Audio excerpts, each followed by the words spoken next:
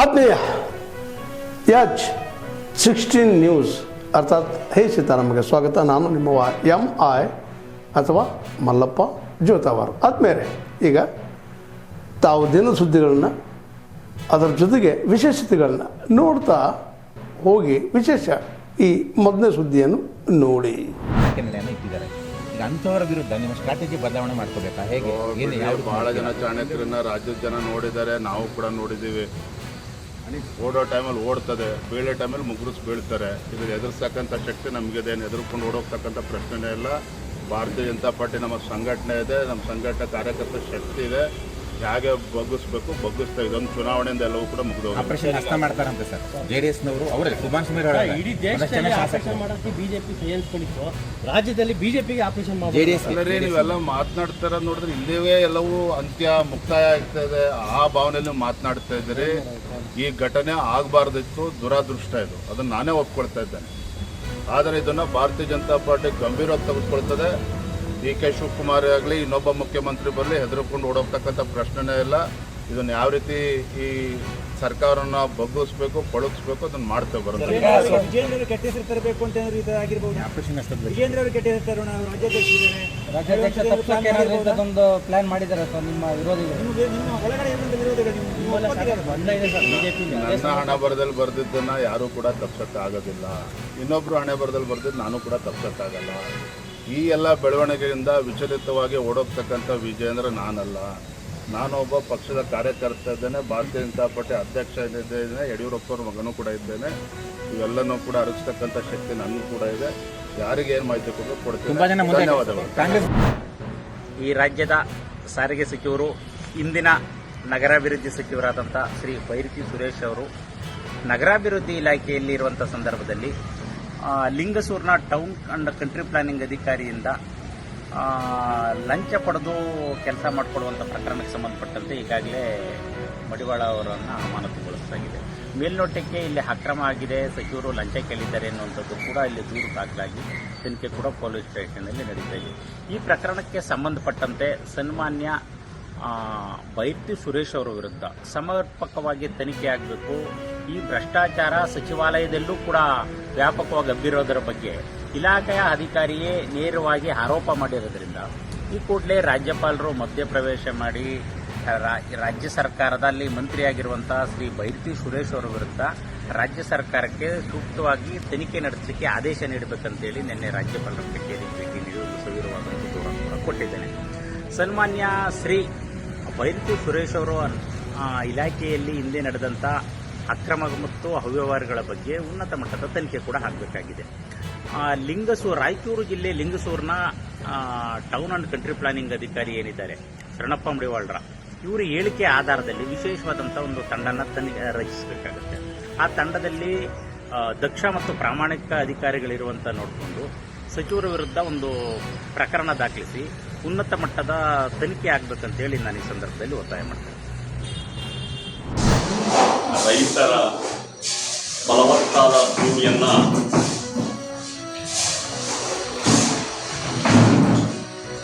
ವಶಪಡಿಸಿಕೊಳ್ತಕ್ಕಂಥದ್ದು, ರೈತರಿಗೆ ಮಾರಣವಾದ ಶಾಸನಗಳನ್ನು ತರುತ್ತಾ ಬಿಡದಿ ಹಾರೋಹಳ್ಳಿ ಹೋಬಳಿಗಳಲ್ಲಿ ಸುಮಾರು 18 ರಿಂದ 19 ಹಳ್ಳಿಗಳ ಜನರ ಒಟ್ಟು ವಿಸ್ತೀರ್ಣ 9,600 ಎಕರೆ ಫಲವತ್ತಾದ ಭೂಮಿ. ಇದು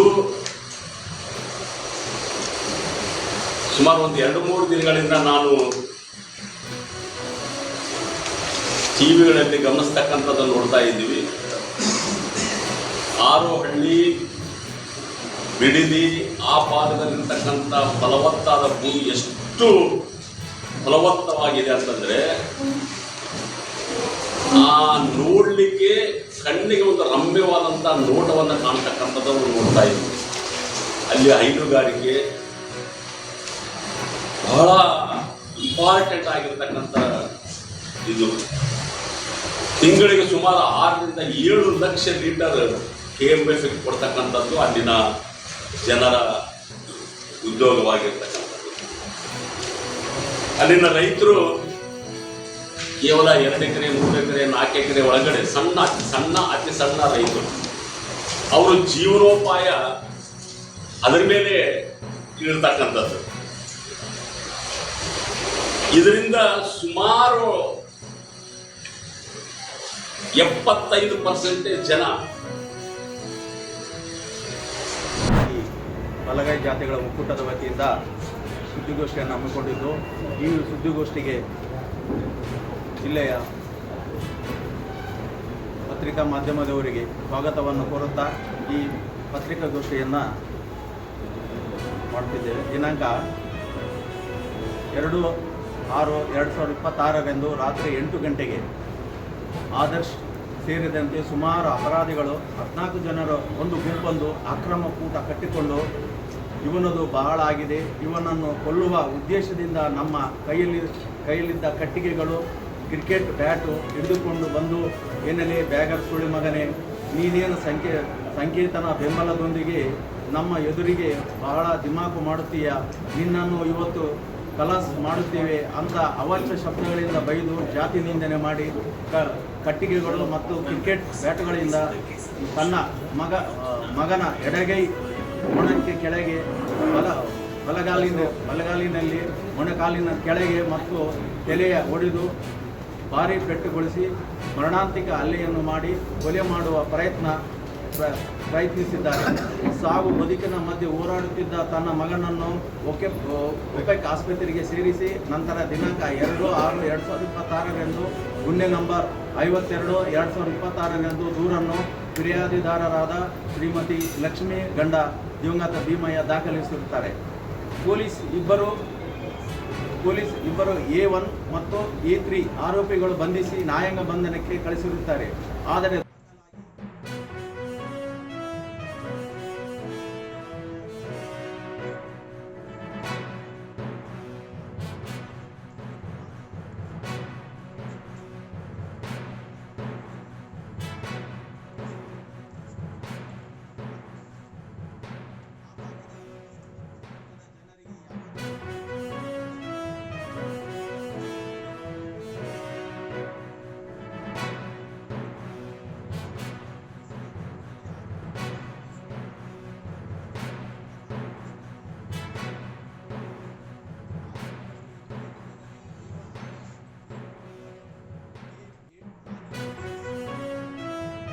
ತಾವೆಲ್ಲ ಇಲ್ಲಿವರೆಗೆ ಸುದ್ದಿಗಳನ್ನು ನೋಡಿದಿರಿ, ಜೊತೆಗೆ ವಿಶೇಷ ಘಟನೆಗಳನ್ನು ಸಹ ನೋಡಿದಿರಿ.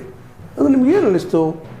ನಿಮಗೆ ಲೈಕ್ ಮಾಡಿರಿ, ಶೇರ್ ಮಾಡಿರಿ, ಕಾಮೆಂಟ್ ಮಾಡಿರಿ, ಜೊತೆಗೆ ಸಬ್ಸ್ಕ್ರೈಬ್ ನಿಲ್ಲಿಸ್ಬೇಡ್ರಿ. H16 ನ್ಯೂಸ್ ಅರ್ಥಾತ್ ಸಿದ್ದರಾಮಯ್ಯ ಸತ್ಯದ ಕೈಗನ್ನಡಿ ವಂದನೆಗಳು.